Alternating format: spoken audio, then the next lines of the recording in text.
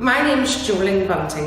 In 2014, I was given the privilege of serving the people of Court DEA, which is the Greater Shankill area, on Belfast City Council. I've made history. I'm the first DEA councillor in Belfast City. Since being elected, I have worked hard for my constituents.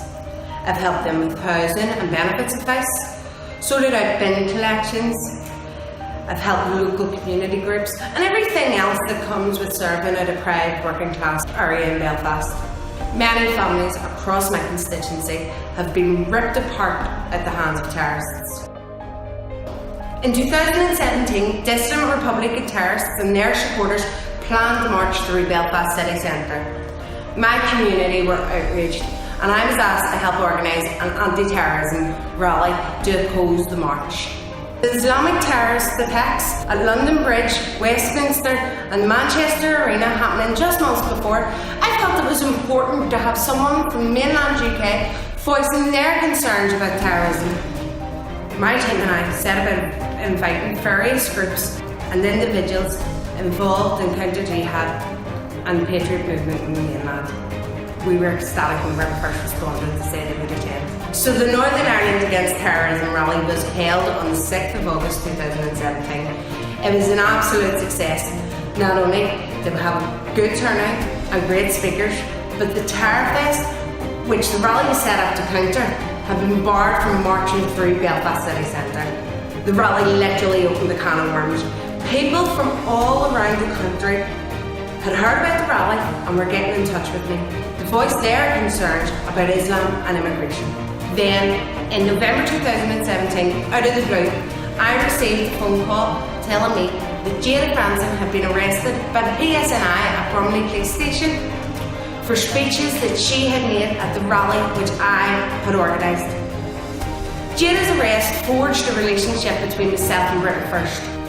In August this year, I was suspended from Belfast City Council for supposedly bringing the council into disrepute.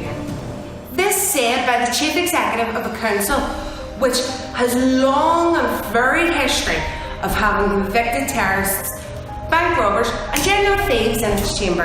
Jolene Bunting has been suspended for 4 months from her duties as a Belfast City Councillor. It follows 14 complaints, including her association with the far-right organisation Britain First. An interim hearing found there is an initial case that her behaviour had brought her position as a councillor and that of the council into disrepute. The purpose of this video is to give my supporters an update on the case and to lay out exactly the complaints against me. First off, I'm glad to inform you that after jumping through a couple of administrative hoops, the appeal against my suspension was lodged and I have a date to attend the High Court in Belfast at the start of November. So on the 9th of November, I am going to defend my right to freedom of expression. I can't help but feel that the date of the High Court hearing is symbolic, considering it's just 2 days before the nation remembered the very reason we have this freedom. Our forefathers fought and died in 2 world wars that we should live in a free and democratic society, and the actions of the local government commissioner have simply stripped us of both those privileges. I will not let our heroes' sacrifice be in vain. As an elected representative, I have a right to voice my constituents' concerns. I will not be silenced. As Enoch Powell said in his Rivers of Blood speech, all I know is to see and not to speak would be the greatest betrayal. I would like to explain what the complaints currently being investigated by the Commissioner are about. Complaint 1. This complaint relates to a video published on social media on the 13th of December 2017. The video depicts myself and Miss Jada Franson outside Belfast Islamic Centre, or Belfast Mosque. It is worth noting that one of the leaders in the Belfast Islamic Centre, Dr. Al-Wazn, who's infamous for saying Mosul is the most peaceful city in the world, in January 2015, while it was under ISIS control, Al-Wazn also reported Pastor of Whitewell Tabernacle Church, Pastor James McConnell, to the PSNI over a sermon he gave in 2014. Pastor McConnell, a 77-year-old evangelical preacher who at the time was fighting cancer. Islam is heathen. Islam is satanic. Islam is a doctrine spawned in hell. Pastor McConnell has faithfully served the Lord for most of his life. Thankfully, in January 2016, a judge ruled that Pastor McConnell was not guilty of making grossly offensive remarks about Islam.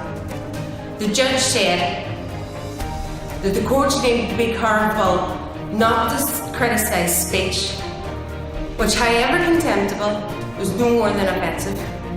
It is not the task of the criminal law to censor offensive utterances.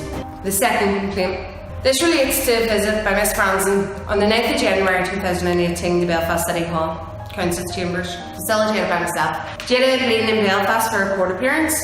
After the court, we went to Belfast City Hall, which we had done many times before. However, during this visit, Jada streamed a live video about a court case. And while, to a certain degree, I can understand the problem here, as Jada was wearing the councillor's robes. But the fake outcry and media frenzy around it was really startling. Where were the calls for councillors to stand down when Alliance Party member Mickey Murray posted a photograph of himself on Facebook inside the Lord Mayor's chamber wearing the chain of office? Mr. Murray had a caption on the photograph: "My first act as first gay of Belfast is banning the DUP and making rainbows compulsory."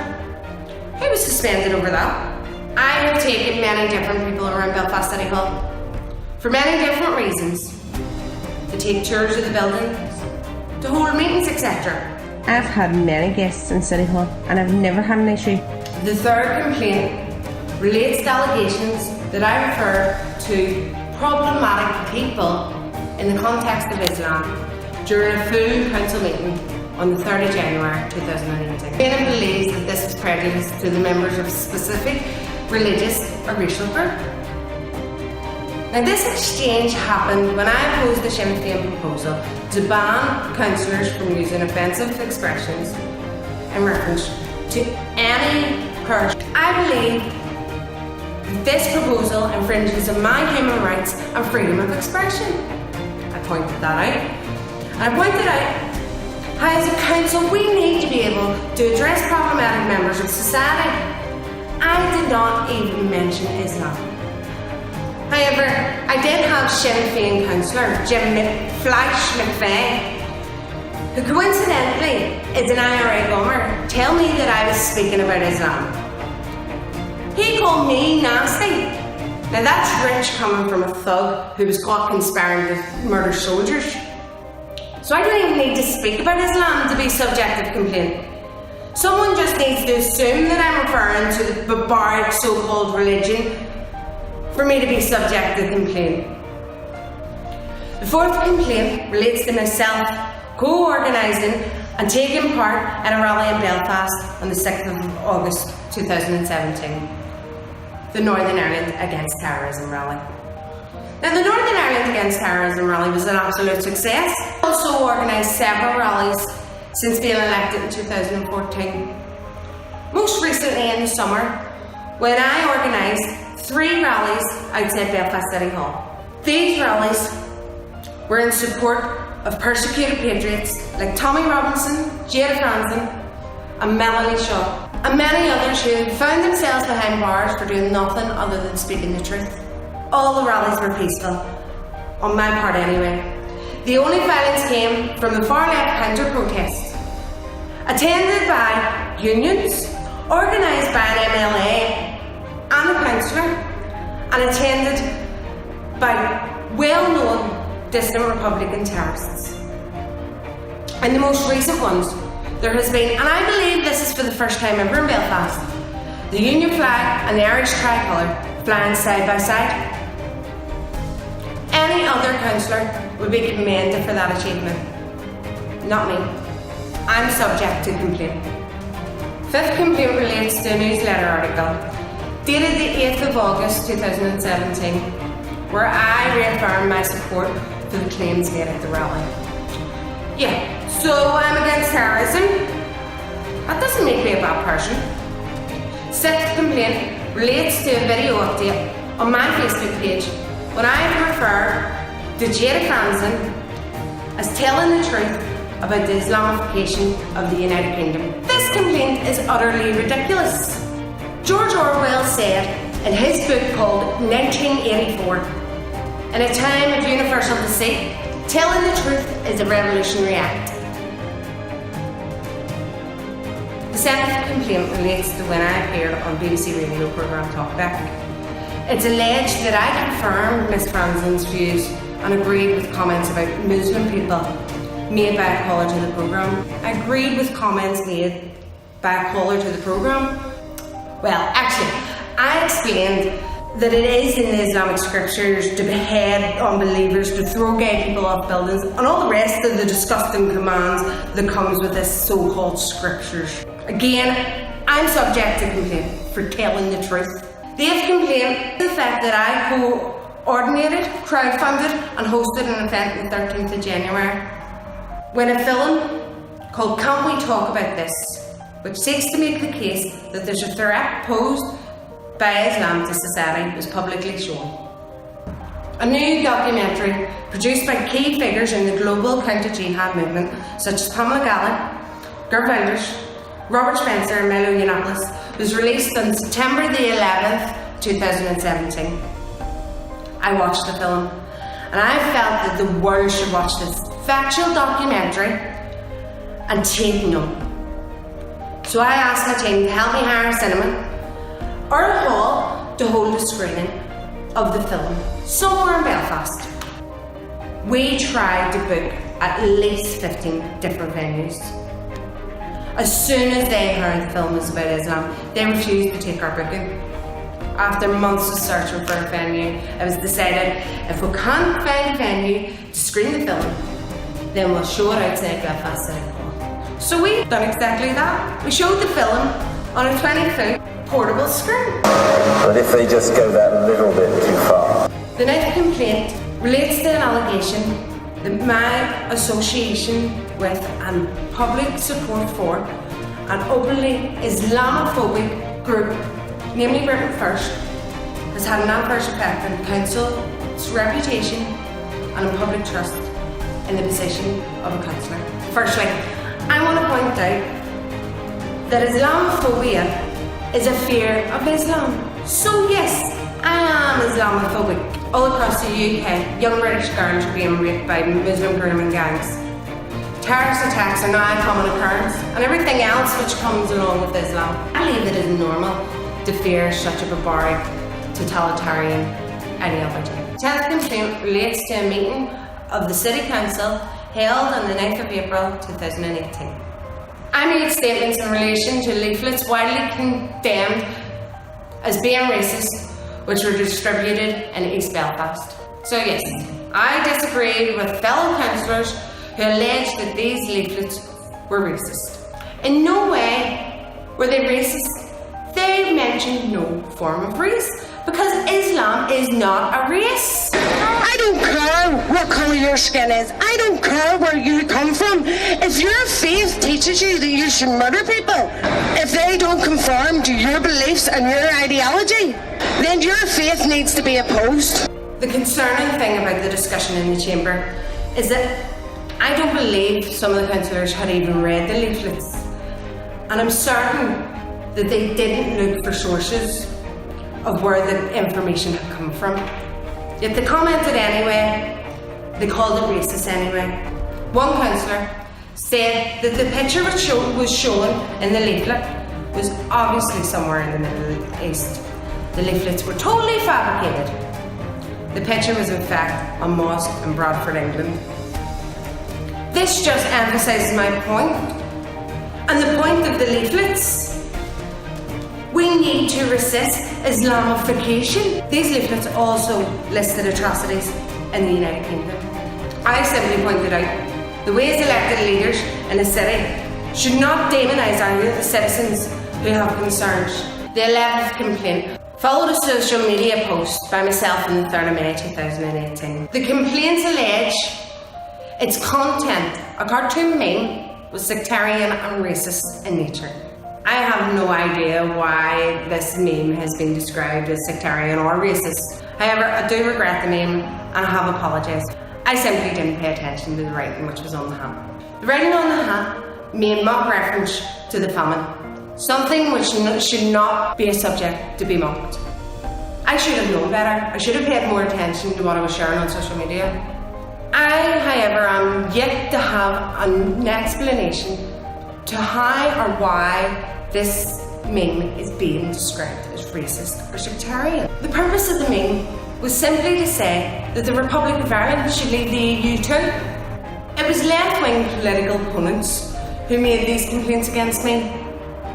Councillor Donal Lyons from the SDLP, Councillor Georgina Millen of the Green Party, Councillor Emmett McDonough-Brown of the Alliance Party, Councillor Mary McConville of Sinn Féin.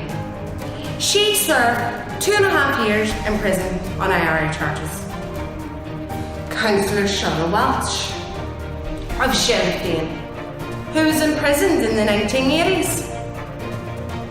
He was convicted of robbing a bank and possessing explosives. Conor Maskey, a member of Sinn Féin, a relative of Alex Maskey, who despite not being allowed to enter mainland UK, held office in Belfast City Council.